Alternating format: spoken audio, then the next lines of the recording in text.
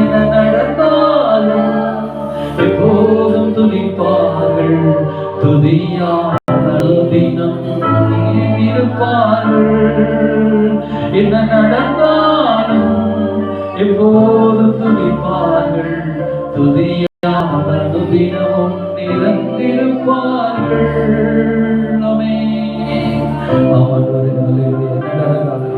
ஆண்டவருடைய ஆலயத்திலே வந்திருக்கிற நீங்க பாக்கியவான்கள். ஆண்டவருடைய ஆலயத்தில் வந்திருக்கிற நீங்க பாக்கியவான்.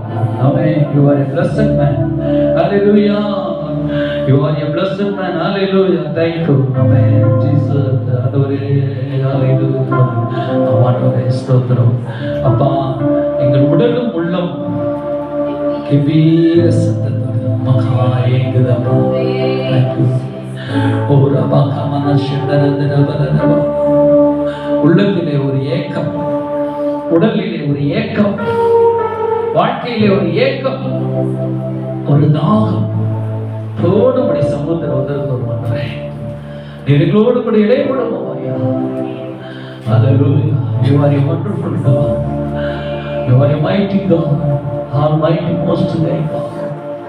ஒரே ஒரு பிரசன்னத்தினால், மகிமை தங்கிய சன்னிதானத்தினால், ஆவி வல்லமையால் எங்களை நிரப்புமாறு, நிரப்பும். எங்களோடு பேசும், எங்களோடு பேசுமாறு இயேசுவின் நாமத்தினால் வேண்டிக் கொள்கிறோம். ஜீவனுள்ள நல்ல பிதாவே, ஆமென். ஹல்லேலூயா. ஸ்தோத்திரம். நாம எடுத்துக்கிறோம். ஸ்தோத்திரம். ஆண்டவர் சொல்லுகிறார். ஸ்தோத்திரம். 2ஆம் வசனம், என் ஆத்துமா கர்த்தருடைய, சங்கீதம் 84, என் ஆத்துமா கர்த்தருடைய ஆலய பிரகாரங்களின் மேல் வாஞ்சியும் தவறுமாயிருக்கிறது. என் இருதயமும் என் மாம்சமும் என் ஜீவனுள்ள தேவனும் கெபீர சத்தமிடுகிறது. ஹல்லேலூயா. சொல்றார், என் ஆத்துமா கர்த்தருடைய ஆலய பிரகாரங்களில். ஹல்லேலூயா. ஸ்தோத்திரம். நம்முடைய ஆத்துமா இப்படியே இருக்க வேண்டும் என்று நாம் ஆசைப்பட வேண்டும். ஹல்லேலூயா. ஸ்தோத்திரம். ஆமென். ஸ்தோத்திரம். அப்ப ஆண்டவர் மேலே I long as with longing to be able to enter your courtyard and come near to the living God. ஆமென். ஆண்டவர் மேலே, ஆண்டவர் பக்கத்திலே. ஹல்லேலூயா. ஸ்தோத்திரம். ஆண்டவர்ட்ட வந்து அப்படியே தாகத்தை தீர்த்துக் கொள்ளும். ஆத்துமா கர்த்தருடைய ஆலய பிரகாரங்களிலே. ஹல்லேலூயா. மேல் வாஞ்சியா இருக்கிறது. ஸ்தோத்திரம். ஹல்லேலூயா. சொல்றாரு, come near to the living God. Come near to the living God. நம்ம அவரிடத்தில் வந்து, இந்த ஜீவனுள்ள தேவனிடத்திலே வந்து, ஹல்லேலூயா, நம்ம அவரிடத்துல வந்து நம்முடைய தாகத்தை அப்படியே தீர்த்துக் கொள்ளும். ஹல்லேலூயா. நம்முடைய சரீர பிரகாரமான ஒரு தாகத்தை தீர்க்கக்கூடிய ஒரு இடம். ஹல்லேலூயா. நீங்க சரீர பாடினா மாம்சமான இச்சைகளை நீங்க நினைக்க கூடாது. இந்த சரீரத்திற்கும் ஒரு ஏக்கம் இருக்குது. ஹல்லேலூயா.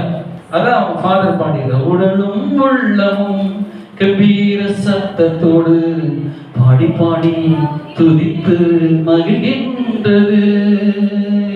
உடலும் உள்ளமும் கெபீர சத்தத்தோடு பாடி பாடி துதித்து மகிழ்கின்றது. ஹல்லேலூயா. அப்ப நம்முடைய மாம்சமும், ஹல்லேலூயா, மாம்சமும் அப்படி சொல்றாரு, மாம்சம். ஹல்லேலூயா. என்னுடைய மாம்சமும் ஆண்டவரை தேடுது. ஹல்லேலூயா. ஸ்தோத்திரம். அப்ப அவர் சொல்றாரு, மாம்சமும் என் இருதயமும் என் உள்ளம். ஹல்லேலூயா. என் உள்ளம் மட்டும் ஆண்டவரை தேடல, என்னுடைய ஹோல் பாடியும் ஆண்டவரை தேடுது. ஹல்லேலூயா. ஸ்தோத்திரம். ஆண்டவர் நம்முடைய சரீரத்துக்கும் சொந்தக்காரர். ஹல்லேலூயா. எத்தனை கை வைத்து ஆமென் சொல்லி. ஹல்லேலூயா. நம்முடைய ஹோல் பாடிக்கும் ஹல்லேலூயா சொந்தக்காரர் அவர் இயேசு. ஹல்லேலூயா. அப்ப நம்முடைய சரீரத்தினுடைய சுகம், நம்முடைய சரீரம் சுகத்தை எதிர்பார்க்கும். ஒரு வியாதியிலிருந்து ஒரு சுகம். நம்முடைய சரீரம் அந்த பலவீனத்திலிருந்து பலனை எதிர்பார்க்கும். நம்முடைய சரீரத்திலே நம்முடைய ஒவ்வொரு இன்ச்சு, ஒரு இனச்சு உள்ள இருக்கிற ஒரு சிறு வயிறு வலி, வயிற்றுல ஒரு சின்ன புண்ணு இருந்தா கூட நம்ம சிம்டம்ஸ் காமிக்குது இல்லையா? அப்ப சரீரத்தில் ஏதோ ஒரு கோளாறுனா, அந்த மூக்கு வலியுது, சளி பிடிக்குது, டாக்டர்கிட்ட போனா ஏதோ ஒரு பிரச்சனை உங்களுக்கு இருக்குது, தொடர்ந்து இருக்குதா ஒரு பிரச்சனை இருக்குதுன்னு சொன்னாங்க இல்லையா? அப்ப நம்முடைய சரீரத்துல சரீரமானது சுகத்தை தேடுது. அல்லேலூயா. அந்த சுகத்தின் மத்தியிலே தேவனையும் தேடுது நம்முடைய சரீரம். அல்லேலூயா. நம்முடைய உடல் ஆரோக்கியம் அடைகிறதற்கு உலக பிரகாரம் மருத்துவம், எல்லாவற்றுக்கு மேலாக ஒரு பெரிய மருத்துவம் கடவுள் ஜீசஸ். அல்லேலூயா. ஏன்னா ஜீசஸ் அவ்வளவா பிக்கப்பட்டார். அவருடைய சரீரம் முள்முடி, அந்த முள்முடி சுடப்பட்டு அப்படியே ரத்தம் அடைந்து அடிக்கிறாங்க. கை கால், அவருடைய சரீரம், இடுப்பு, எல்லா இடத்துல காயங்கள். அல்லேலூயா. அவர் ஃபுல்லா காயங்களால் நிரப்புறார். ஏன்னா நம்முடைய காயத்தை ஆற்றும்படி நம்முடைய சரீரம் நம்முடைய சாபம் தங்குது. நம்முடைய ஆவியில நம்முடைய சாபம் தங்குது. நம்முடைய பிளஸ்ல மாம்சத்துல அந்த சாபங்கள் வெளிப்படும் இல்லையா? ஒரு மனுஷனுக்கு ஒரு சாபம் இருக்கிறது எப்படி? ஆவியில அவனுடைய சாபங்கள் வாழ்க்கையில டச் ஆகுது, வருது, சாபம் வருது. அது மாம்சத்தின் வழியாக சரீர பிரகாரமா வழியாக வெளிப்படுது. அப்படி அவனுடைய வாழ்க்கை முழுவதும் வாழ்க்கையில் அப்படியே காணப்படுது. அப்ப நம்ம இதெல்லாம் பார்த்தோம்னா ஸ்தோத்திரம். அப்ப நம்ம பார்க்கிறோம், இப்போ ஒரு பெரிய ஒரு பணக்கார வீடு, ஊழிக்கு போன இடத்துல பார்த்தா பெரிய பணக்கார வீடு. ஆனால் பிள்ளை நடக்க முடியாம படுத்தே குழந்தை. ஒரு எல்லா ஆசீர்வாதமும் இருக்குது. ஆனா நான் இங்கெல்லாம் மருத்துவமனைலாம் போயிட்டு பார்த்துட்டேன். ஆனா இந்த குழந்தை நடக்க முடியல. குழந்தை எழுந்திரிச்சு மற்ற குழந்தைய கூட நடக்க முடியல. பிள்ளை எப்படி இருக்குது? எத்தனையோ பேரண்ட்ஸ் அழுகிறாங்க, கோடிக்கணக்கில் பணம் வச்சிருக்கிறாங்க. ஆனா ஒரு சாபம். இதை எழுப்ப முடியுமா ஆண்டவர்? ஆண்டவர் எல்லாவற்றையும் சுகமாக்குற கர்த்தர். அந்த சாபத்தை எடுத்துக் கொள்கிற தெய்வம். பாரம்பரியம் சாபத்தை எடுத்துக்கொண்டு அப்படியே சுகமாக்குற தெய்வம். அல்லேலூயா. ஸ்தோத்திரம். அந்த உடல் ரீதியான பாதிக்கப்பட்டார் இயேசு. இந்த சரீர பிரகாரமான உடம்பிலே வந்தார். அல்லேலூயா. இயேசு உயிர்த்த பிறகு அவர் சாட்சி சொன்னார். நீங்க தொட்டு பாருங்க, ஒரு ஆவிக்கு இருக்கிறது போல எனக்கு இல்லை. பாருங்க, ஆவின்னா ஆவியா தான் இருக்கும். ஆவிக்கு என்ன இருக்கும்? ஒன்று இருக்க. நீங்க லூக்கா புஸ்தகம் அல்லது அதில் எடுத்து பார்த்தீங்கன்னா சொல்லுவார், என்னை தொட்டு பாருங்கள் அப்படின்னு சொல்லுவார். ஒரு ஆவிக்கு இருக்கிற மாதிரி எனக்கு இல்லை பாருங்க. ஸ்தோத்திரம். அவரு கைகாலெல்லாம் காமிச்சு லூக்கா புஸ்தகம் ஸ்தோத்திரத்துக்கு. அல்லேலூயா.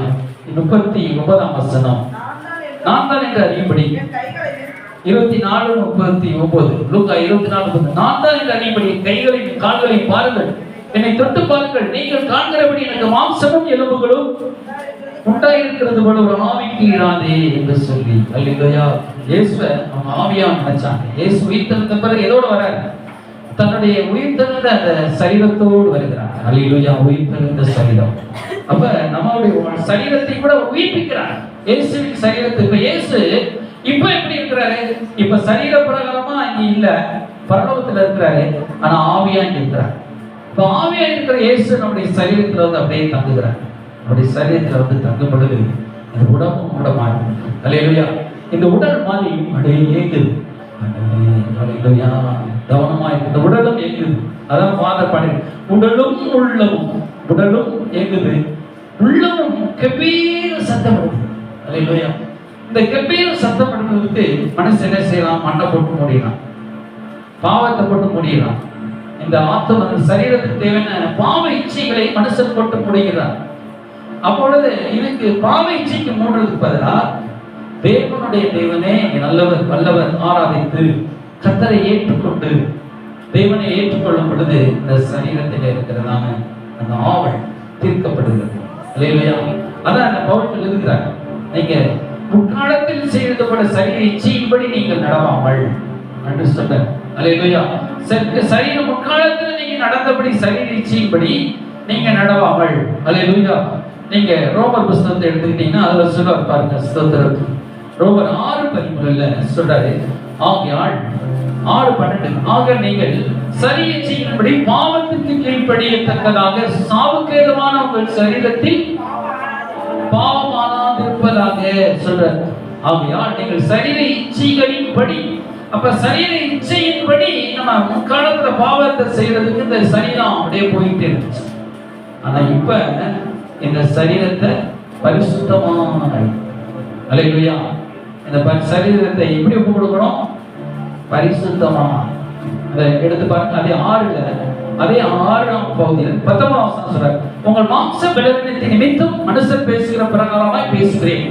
அக்கிரமத்தை நடப்பிக்கும்படி நீங்கள் உங்கள் அவயங்களை அசுத்தத்திற்கும் அக்கிரமத்திற்கு அடிமையாக ஒப்பு கொடுத்தது போல. அல்லேலூயா. இப்பொழுது பரிசுத்தமானதை நடப்பிக்கும்படி உங்கள் அவயங்களை நீதிக்கு, இப்பொழுது பரிசுத்தமானதை வசனத்தை நடப்பிக்கும்படி இப்போ என்ன செய்றீங்க? பரிசுத்தமானதை. முன்னே எப்படி நீங்க பாவத்தை செய்யறதுக்கு ஓடணும். இப்ப சினிமா தேட்டர்ல போனோம், சினிமா தேட்டர் போகும்போது என்ன செய்வோம்? முதலாவது சேர் நான் தான் உட்காரணும். அந்த டைரக்ஷன் பண்ணுவாங்க இல்ல, அப்படியே அந்த திரை எடுக்கிறதுல இருந்து அப்புறம் முடிக்கிற வரை இருந்துட்டு தான் வருவாங்க. சில சினிமா மேல ஒரு பைத்தியமா இருக்கிறவங்க, இன்ட்ரெஸ்டா இருக்கிறவங்க. அதே மாதிரி இப்ப ஆராதனைக்கு வரும் பொழுது, ஆராதனைக்கு பாஸ்டர் வர்றதுக்கு முன்னாடியே வந்து முதல்ல நான் தானே உட்காருவேன். ஏசப்பா நான் தான் பார்ப்பேன் அப்படின்னு நான் வாஞ்ச இருக்குதான். அல்லேலூயா. முன்பதாக ஒரு ஒரு படமோ, சண்டை படமோ, ஒரு அசுத்தமான படமோ, ஒரு நல்ல படமோ, கெட்ட படமோ, சினிமா தேட்டர்ல முதல் சீட் வாங்கி ஃபர்ஸ்ட்ல இருந்து பார்க்கணும், முதல்ல இருந்து பார்க்கணும் அப்படின்னு சொல்லி பார்த்துருப்பாங்க. அதான் சொல்றாரு, நீங்க அதுக்கு ஃபர்ஸ்ட் ஓடுனீங்க. இப்ப சாராய கடைக்கு வந்து ஓடணும், கடை தரத்தானே நான் தாண்ட முதல் அவருக்கு முதல் வாடிக்கையாளர் சொல்லி என்ன செய்யறான், போன் நினைக்கிறான். அவன் பேரு பிரியம். ஆனா இப்ப அவர் என்ன சொல்றாரு? இயேசுதான். அல்லேலூயா. இயேசு. அப்ப காலை விடுங்க, இயேசு அப்படியே மாத்து சொல்றாரு. சரீரத்தை அப்படியே மாத்து. தேவன் ஆண்டவரே. அல்லேலூயா. நீங்க நிறைய குடிச்சிட்டு இருப்பேன், இப்ப இயேசு மாத்தே குடிச்சுட்டே இருக்கிறேன், படிச்சுட்டே இருக்கிறேன். படிக்க படிக்க குடிக்கிற மாதிரி, இயேசுவின் ஜீவ தண்ணீரை குடிக்கிற மாதிரி. அல்லேலூயா. படிச்சுட்டே இருக்கிறேன். படிச்சுட்டே இருந்தா பழசெல்லாம் போயிடும், தானா வெளியே போயிடும். அல்லேலூயா. வேத வசனத்துக்குள்ள இயேசு இருக்கிறார். இயேசு தேட அதே ஆத்மாவும் சரீரம் ரெண்டும் போஷிக்கப்படுது இந்த வேத வசனத்துல. அல்லேலூயா. டூயின் மாதிரி ஒன்றை படிக்கும்போது, வேதத்தை ஒன்றை படிக்கும்போது நமக்கு டூ காரியம் என்ன செய்யுது? அப்படியே நிறுத்தியா.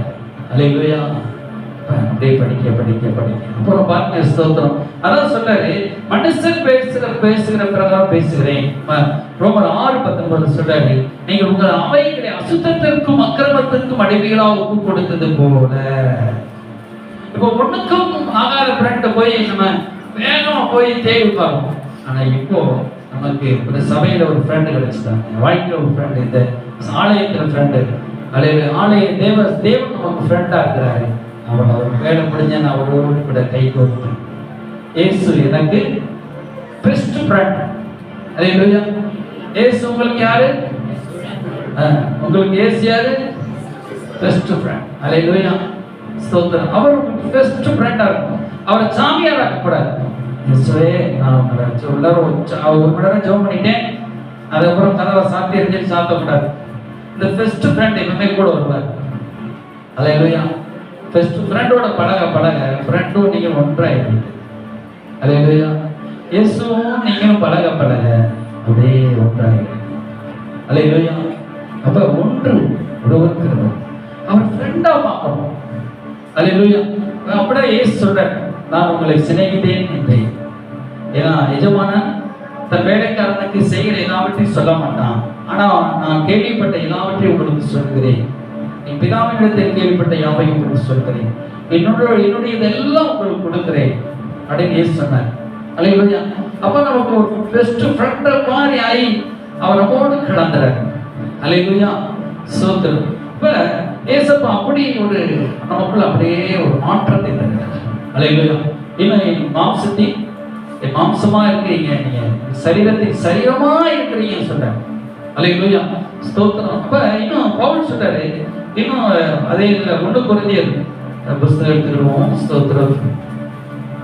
அவர் சொல்றாரு, இன்னும் இந்த நீங்க அவருடைய சரீரத்தின் அவயமா இருக்கிறீர்கள் என்று இயேசு சொல்றாரு. அல்லேலூயா. நீங்க அவருடைய சரீரத்துல அப்படியே ஒருத்தரை போல ஒருத்தரை மாறிடுறீங்க. 1 கொரிந்தியர் புத்தகத்துல கூட ஸ்தோத்திரம் 10ஆம் அதிகாரத்தை எடுத்துக்கிறோம். அல்லேலூயா. அதுல பாருங்க, ஸ்தோத்திரம் 16ஆம் வசனம். அல்லேலூயா. நாம் ஆசீர்வாதத்தை பார்க்கிறோம். கிறிஸ்துவனுடைய ஐக்கியமாய் இருக்கிறது அல்லவா? சரீரத்தின் ஐக்கியமாய் இருக்கிறது அல்லவா? அல்லேலூயா. நம்ம இயேசு கிறிஸ்துவினுடைய ரத்தத்திலும் அவருடைய அப்பத்திலும் பங்கு கொள்கிறோம். அவரோட சரீரத்தின் ஐக்கியப்படுகிறோம். அல்லேலூயா. அவருடைய சரீரத்திலே நம்ம ஐக்கியப்படுகிறோம். அப்ப அவருடைய சரீரத்தை நம்ம உள்ள உட்பொருள் சொல்றோம் என்னன்னா அந்த வார்த்தையை உட்புகும் பொழுது நமக்கு அப்படியே மாற்றம் உண்டாகுது. இல்லையா? சரி, ஸ்தோத்திரம்.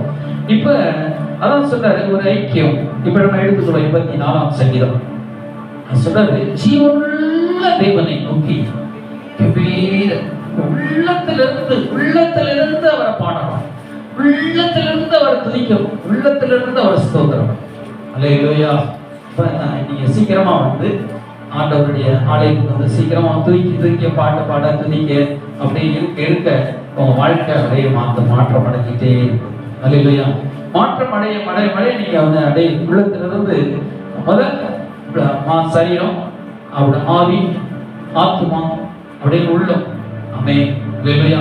இந்த பலிபீடத்துல 3 காரியம் இருக்கு. ஆசரிப்பு கூடாரத்துல பாளையம் முதலாவது, இரண்டாவது பரிசுத்த ஸ்தலம், மூணாவது மகா பரிசுத்த ஸ்தலம். அல்லேலூயா. முதல் பாளையம் வெளிப்பிரகாரத்தை ஜனங்களா உட்கார்ந்து இருப்பாங்க, நிற்பாங்க, அங்க பலி கொடுக்கப்படும். இரண்டாவது பரிசுத்த ஸ்தலம். அல்லேலூயா. அதான் முதல் சரீரம். அல்லேலூயா. ஆவி, ஆத்மா, சரீரம் சொன்னாங்க. இரண்டாவது ஆத்மாக்குள்ள நீங்க பாடுறீங்க, ஆவியிலிருந்து பாடுறீங்க, ஆவியிலிருந்து. அல்லேலூயா. ஆவியிலிருந்து ஹல்லேலூயா, ஹல்லேலூயா, ஹல்லேலூயா,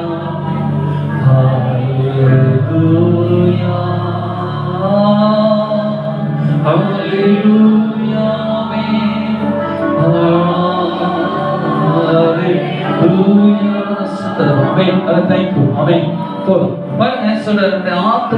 நம்முடைய ஆவியில அப்படியே சரி, ஸ்தோத்திரம். இப்படி பாடப்படுது. இப்ப சங்கீதம் 84 அவர் என்ன சொல்றாருன்னா, சுந்தரம் என் ஆத்மாவும் கெம்பீர சத்தம் எடுக்கிறது. இன்னொரு பாயிண்ட் நம்முடைய ஆத்மாவை கெம்பீரமா சத்தத்தை உயர்த்துகிறோம். கர்த்தரை பாடுபடும். இது மெலோடியஸ் வாய்ஸ்ல பாடுறோம். அப்ப கர்த்தரை இன்னும் சத்தமா கம்பீர சத்தத்தோட, சில அப்படி ஒரு சத்தத்தோட அல்லேலூயா. அப்ப பாடும் பொழுது அவர் அதை மையப்படுகிறார். அல்லேலூயா. ஸ்தோத்திரம். ஒரு கம்பீர சத்தமா கர்த்தரை காலத்தில் நான் ஸ்தோத்திரிப்பேன். அல்லேலூயா. அவர் துதி எப்போதும் என் வாயில் இருக்கும். அல்லேலூயா. நம்ம பாடுறோம், ராஜாதி ராஜாவை கொண்டாடுவோம், நான் தோறும் துதி பாடி கொண்டாடுவோம், ராஜாதி ராஜாவை கொண்டாடுவோம், நாம் தோறும் துதி பாடி கொண்டாடுவோம். அல்லேலூயா. ஸ்தோத்திரம். இப்ப ராஜாதி ராஜாவை உயர்த்தி, அல்லேலூயா, கலக்கமில்லை, இனி கவலை இல்லை, கர்த்தர் என் மேய்ப்பரா இருக்கிறார். அல்லேலூயா. அப்படின்னு சொல்லி பாடி அவர் நாமத்தை இன்னும் மையப்படுத்த சத்தமா துதிச்சு, அல்லேலூயா. அவர் நல்லவர், சர்வ வல்லவர், அவர் கிருபை என்று உள்ளதே. அவர் நல்லவர், சர்வ வல்லவர், அவர் கிருபை என்று உள்ளதே. அவர் கிருபை என்று உள்ளதே. அல்லேலூயா. நல்லா பாடுங்க, வெறுக்கிட்டு. அல்லேலூயா. ரொம்ப நல்லா சூப்பரா பாருங்க. அல்லேலூயா.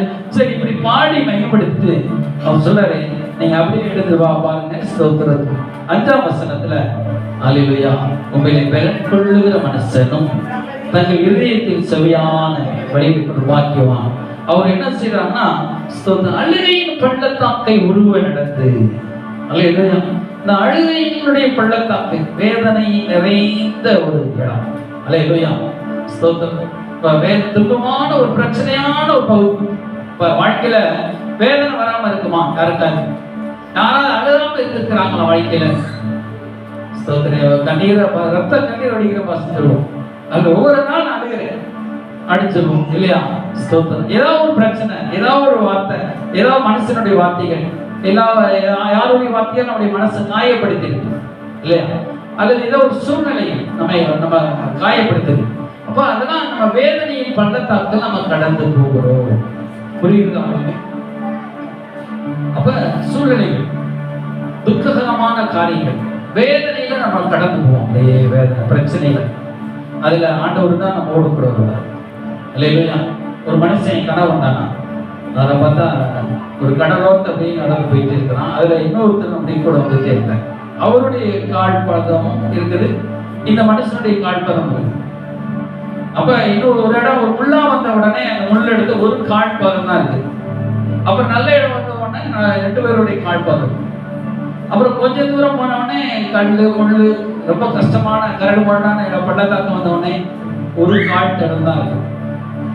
இப்ப முடிச்சு கேட்டானா, ஆண்டவரே என் கூட வர இன்னொருத்தர் கால் தடம் வந்து நீங்க தானே பாருங்க, நீங்க என்னோட கூட வந்துட்டே இருக்கிறீங்க, அந்த முள்ளுல இடத்துல நீங்க இல்ல பாருங்க, இந்த முள்ளான இடத்த நான் கடந்து போனேன், எவ்வளவு கஷ்டத்துல கடந்து இருக்கு பாருங்க.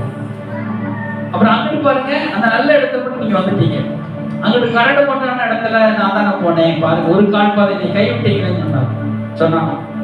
ஆண்டவர் சொன்னாங்க, எப்பா அது உன் கால் தடம் அல்ல, என்னுடைய கால் தடம்.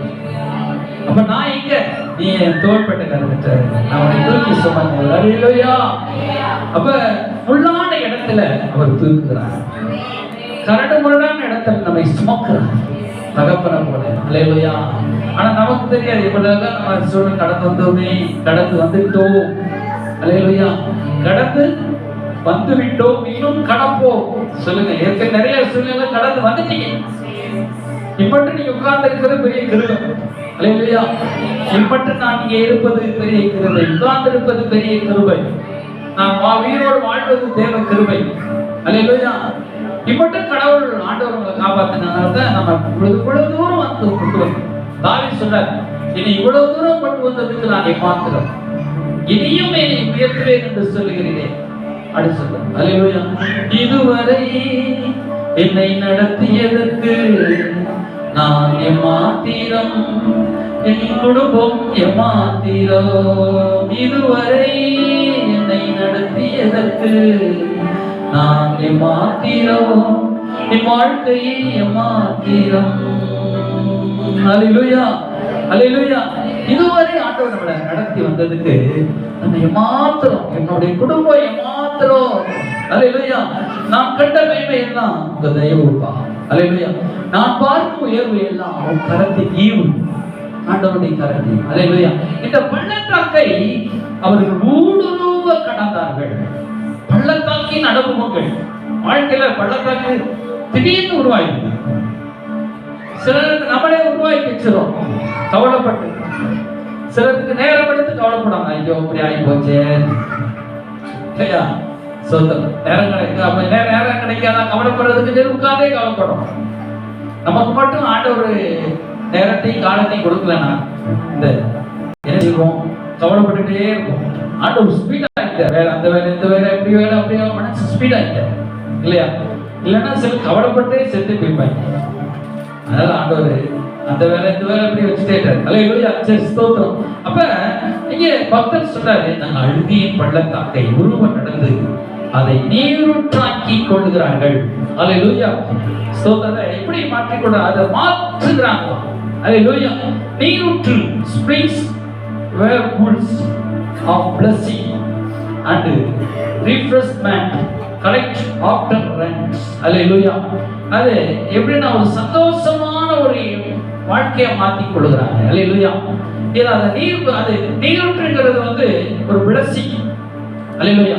அந்த அந்த சந்தோஷமா மாற்றிக் கொள்ளுகிறாங்க. அழுகையின் பள்ளத்தாக்கு தான் அது. அவங்க கண்ணீரின் ஒரு நீரூற்று அல்ல, ஆனந்தத்தின் நீரூற்று. அல்லேலூயா. சிலுவை மரணம் ஒரு நமக்கு சிலுவை பாடுகள் ஒரு வேதனையான ஒரு காரியம். அந்த சிலுவை மரணத்தை ஆண்டவர் நமக்கு சந்தோஷத்தின், ஒரு சமாதானத்தின், ஒரு ஆசீர்வாதத்தின் இடமா மாற்றிட்டார். அல்லேலூயா. சிலுவை கொள்கதா பள்ளத்தாக்குல, கொள்கதா என்னும் பள்ளத்தாக்குல, அந்த மலை மேட்டில அவர் நமக்காக பலியாக கொண்டு போகப்பட்டார். அல்லேலூயா.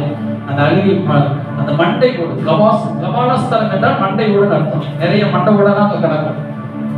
நிறைய பேர் சிலுவையில் அடைஞ்சா அப்படியே ஓடிட்டுருவாங்க. காக்கா மற்றும் கழுகுலாம் திண்டு போகும், மண்டை ஓடுலாம் கிடக்கும். கபாலஸ்தலம் அந்த இடம் தான் இயேசு போனார். புனித இடமா மாற்றிட்டார். ஒரு கரங்களை தட்டி ஆண்டார். அல்லேலூயா. அந்த கபாலஸ்தலம் என்று சொல்லப்படுது அந்த பள்ளத்தாக்கை நம்ம மாற்ற முடியும். நீங்க உங்கள் வருகிற எப்பேற்பட்ட பள்ளத்தாக்கையும் நீங்கள் நீரூற்றாய் மாற்றிக் கொள்ளுங்கள். அருணாதர் உங்களோடு கூட இருந்தார். அல்லேலூயா. அருணாதர் சமூகத்திலே எல்லாம் அல்லேலூயா. அல்லேலூயா, ஸ்தோத்திரம். நம்ம ஆண்டவர் வந்தா பள்ளத்தாக்கிலே ஒரு லீலி புஷ்பம் பூக்கும். அல்லேலூயா, ஆண்டவர் பத்தி போடப்பட்ட சாரோனி ரோஜா அவர் பள்ளத்தாக்கின் லீலி புஷ்பம். அல்லேலூயா, இப்ப பள்ளத்தாக்கு லீலி புஷ்பத்தை போல பூக்கிறார். இயேசு சொல்லப்பட்டிருக்கு, வனாந்தரத்திலே ஒரு துளிர்க்கிற துளிர். ஏசாயா பாருங்க 11ஆம் அதிகாரத்தில் சொல்லப்பட்ட வனாந்தரத்திலே ஒரு துளிர்க்கிற ஒரு துளிரை போல அவர் வெளிப்பட்டார். 53 கூட சொல்லப்பட்டது. ஏசாயா 53 தீர்க்க தரிசனமாக சொல்லப்பட்ட ஒரு வாசனம். அல்லேலூயா, ஸ்தோத்திரம். இளங்கிளையை போடவும் வறண்ட நிலத்திலிருந்து துளிர்க்கிற வேரை போடவும் அவனுக்கு முன்பாக எழுப்புகிறான். ஒரு வறண்ட நிலத்தில் நம்ம வாழ்க்கை ஒரு ட்ரையான ஒரு வறண்ட வாழ்க்கை. அல்லேலூயா, சொல்ற 8ஆம் வசனத்தை பாருங்க. 53:2 ஏசாயா 53:2 இளங்கிளையை போடவும் ஒரு இளமையா புழுக்கிற ஒரு இளங்கிளையை போடவும் வறண்ட நிலத்திலிருந்து துளிர்க்கிற வேரை போலவும் அவனுக்கு முன்பாக எழுப்புகிறார். அல்லேலூயா, கரங்களை தட்டி நீ கவல சந்தர உலகை வளர்கிறவரை மனசந்தர வருகிறார். அல்லேலூயா, அவர் எப்படி நம்ம அவனுக்குங்கிறது எவனுக்கு? அவனுக்குங்கிறது சாத்தானுக்கு, நமக்கு விரோதிக்கு முன்பாக எழுப்புகிறார். விரோதி எல்லாத்தையும் வறண்டு போக பண்ண வச்சுட்டான். எல்லாமே வறட்சி. பார்த்தீங்கன்னா எல்லாமே வாழ்க்கையே வறட்சி. அந்த வறட்சியை நீரூற்றாய் மாற்ற முடியும். தோன்றுனா ஈசாக்கு போய் அதிகாரம் 25 தோன்ற பள்ளத்தாக்குல தோன்றுனா அங்க நீரூற்று வருது. அல்லேலூயா, வனாந்தரத்துல பள்ளத்தாக்குல தோன்றுனா நீரூற்று. அல்லேலூயா, அங்க குவைத்து மற்ற இடம் போனா அவங்க தோன்றா பெட்ரோல். ஒருத்தர் குவைத்து அங்க போனவரை கேட்டோம், தோன்றா உங்க பெட்ரோல் வருது, குடிக்க தண்ணி விலை கொடுத்து வாங்குறாங்க இல்லையா? நம்ம நாட்டுல எனக்கு தோன்ற தண்ணி வருது, ஆனா நல்ல தண்ணி விலை கொடுத்து வாங்குறோம். சரி, ஸ்தோத்திரம். அப்ப வாழ்க்கைங்கிற தண்ணிக்கு ஏசு இருக்கிறார். ஒரு அலியாசு அல்லேலூயா, சரி, ஸ்தோத்திரம். அப்ப இவர் வனாந்தரத்தையே அப்படியே இப்ப இஸ்ரவேல்ல பாலைவனம் ஒரு 3 கிலோமீட்டருக்கு இருந்துச்சான். அது வெட்டியா போடக்கூடாதுன்னு சொல்லி மண்ணெல்லாம் கொண்டு வந்து அடிச்சு அது அப்படி சோழவரமா மாத்திட்டாங்க. அல்லேலூயா, கரங்கள் வந்து அல்லேலூயா, ஸ்தோத்திரம். அதே போல நம்ம இருக்கிற வனாந்தரத்தை வயல்வெளியாய் மாற்ற முடியும். அல்லேலூயா, வனாந்தரம் வயல்வெளியை போல மாறும். அல்லேலூயா, உங்களோட வாழ்க்கையில் இருக்க வனாந்தரமான சூழ்நிலை வனாந்தரத்தை போல இருக்குங்க. பள்ளத்தாக்கா இருக்குங்க, நடந்து போற வேதனையா இருக்குங்க. எப்படி நான் கடந்து போறேன்? ஒரு பிரச்சனையை கடந்தா இன்னொரு பிரச்சனை, இன்னொரு சூழ்நிலை கடந்தா இன்னொரு சூழ்நிலை. வனாந்தரத்தை போல கடந்து போறேன். ஒரு பள்ளத்தாக்கு கடந்து போயிட்டே இருக்கு. இந்த பள்ளத்தாக்குல அவர் சொல்றது ஆனந்த ஒரு நீரூற்றம். நீரூற்றுங்கிறது என்னது? வனாந்தரம் போறவனுக்கு ஒரு நீரூற்று தாகம் தீர்க்கப்படும். பிளஸிங். அல்லேலூயா, அது மலையாக்கி மலை மாறி பொழியப்படுறார். அல்லேலூயா, அது எப்படி பொழிகிறது? ஆனந்த நீரூற்றாக்கி மழையும் குளங்களை நிரப்பும். இப்ப அந்த நீரூற்று என்ன மழையா மாறி மழை அப்படியே குளங்களை நிரப்பும். அல்லேலூயா, உங்க சுத்தி இருக்கிற பள்ளத்தாக்கு தான் குளம் தண்ணீரா நிரப்பப்படுகிறது. ஒரு ஆசீர்வாதம் நிரப்பப்படுது. சுத்தி இருக்கிற பள்ளத்தாக்குலாம் உங்களை சுற்றி இருக்கிற உள்ள காடு மலை வெட்டக்குழி கிரிமா இருக்குது, தண்ணியே இல்லை. இப்ப நீங்க போன உடனே அங்க அருள்நாதர் இயேசு வந்தார். அருள்நாதர் இயேசு வந்தா என்ன நடக்குது? அந்த இடத்துல மழை கொட்டுது.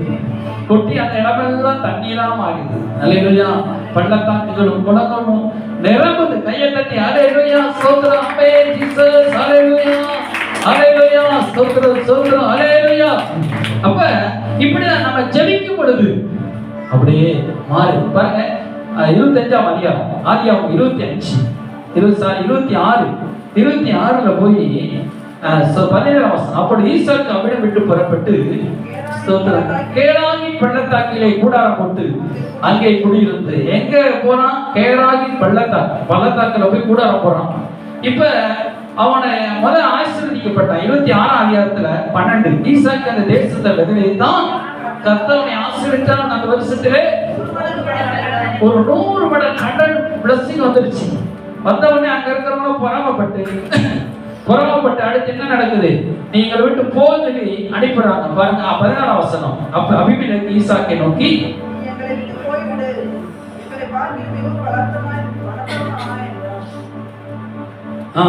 அப்பொழுது ஈசாக்கு அமிழப்பட்டு.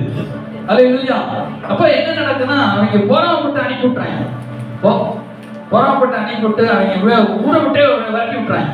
ஊரை விட்டு விரட்டினா எங்க போறான்? பள்ளத்தாக்குக்கு போறான். அல்லேலூயா. நம்முடைய ஆண்டவரும் ஊரை விட்டு அந்த எருசலேமை விட்டு வெளியே போக பண்ணினார். அவர் எருசலேமை விட்டு நகரத்துக்கு வெளியே போய் பாடுபட்டார். அல்லேலூயா. வெளியில என்ன இருக்கும்? பள்ளத்தாக்கு தானே இருக்கும். அல்லேலூயா. நம்ம சூழ்நிலை பள்ளத்தாக்கான சூழ்நிலை இருக்கு. அல்லேலூயா. ஆனாலும் அந்த பள்ளத்தாக்குல தோன்னா அவன் தகப்பன் ஆபிரகாமின் நாட்களில் வெட்டினவைகளும் ஆபிரகாம் மரித்து பின் பெருச துரித்துப்பட்ட துறவுகளை மறுபடியும் தோன்றான். போய் தோன்றினா அந்த தண்ணீர் வருது. அல்லேலூயா. அவன் ஈசாக்கு வேலைக்காரர் பள்ளத்தாக்கிலே வெட்டி, 10ஆம் வசனம், பள்ளத்தாக்கிலே வெட்டி அங்கே சுரக்கும் நீரூற்றை, அந்த சுரக்கும் நீரூற்றை பார்க்கிறான். அல்லேலூயா. வெட்டுறான். அல்லேலூயா. நீங்க எதை வச்சு நீங்க வெட்ட போறீங்க? இங்க நிமிர்ந்து பாருங்க. எதை வச்சு நீங்க வெட்ட போறீங்க உங்க பள்ளத்தாக்கு? சொல்லுப்பா. ஒன்னும் பயப்படாம பேசு. எதை வச்சு வெட்ட போறீங்க? ஏற்கனவே உங்களுக்குள்ள ஒரு வெட்டுகிற ஒரு ஆயுதம் இருக்குது இல்லையா? அது அருவாளை காட்டிலும் கூர்மையான பட்டயத்துக்கு உங்களோட சொல்ல அவிசுவாசம், ஜெபம், விசுவாசம். Very good. ஆனா அதை காட்டிலும் கூர்மையானது இருக்குது உங்களுக்குள்ள. வசனம். Very good. அந்த வசனம் பைபிள்ல இருக்கு. அதனால உங்களுக்கு என்ன சோறு வந்துருமா? இன்னொரு ஆயுதம், அது காட்டையே கொளுத்தி விடும், வாழ்க்கையை எரித்து விடும். நாவு. இந்த நாவை வச்சுதான் வெட்ட போறீங்க. இந்த நாவை வச்சுதான் வசனத்தை பயன்படுத்தணுமையா? வசனம் பைபிள்ல இருக்குது, சோறு தட்டுல இருக்குது, எடுத்து சாப்பிட்டாதான் வயிற்று போகும் இல்லையா? வசனம் அப்படியே இருக்கும். வசனத்தை எடுக்கணும். கர்த்தர் மேய்ப்பரா இருக்கிறார், நான் தாழ்ச்சடையே. அதை வச்சு வெட்டுங்க. பள்ளத்தாக்கால வெட்டுங்க. பள்ளத்தாக்கால வெட்டி வெட்டி நூறுற்றை எடுங்க. கர்த்தர் மேய்ப்பரா, நான் தாழ்ச்சடையே. அவர் என்னை புல்லுள்ள இடங்களில் மேய்க்கிறார். அந்த தண்ணீரில் கொண்டு விடுகிறார். நீங்க வெட்ட வெட்ட வெட்ட வெட்ட வெட்ட வெட்ட நீங்க தான் ஈஸியா வெட்டுறீங்க. எத்தனை கதைகளை வெட்டி இருக்கீங்க? எத்தனை பேரை நீங்க சோழி பிடிச்சிருக்கீங்க? சாத்தா நீங்க சோழி பிடிச்சு எல்லாம் பள்ளத்தாக்கிற சோழியை பிடிக்கிறத வேலை. அல்லேலூயா. பெண்களை பேச சொன்னா போதும், இங்க இருந்து ஆரம்பிச்சு அமெரிக்கா வரைக்கும் கொண்டு போய் பண்ணிடலாம். அதே ஆயிரம் தொடங்கி வெளிப்படுத்துற வரைக்கும் நல்ல வசனமா சொல்லி, கர்த்தர் நல்லவர், கிருபை என்றும், நான் குறைவுபட மாட்டேன், நான் ஆசீர்வதிக்கப்பட்டவன், நான் நல்லா இருப்பேன், நான் ஆசீர்வாதமா இருப்பேன், கர்த்தர் எனக்கு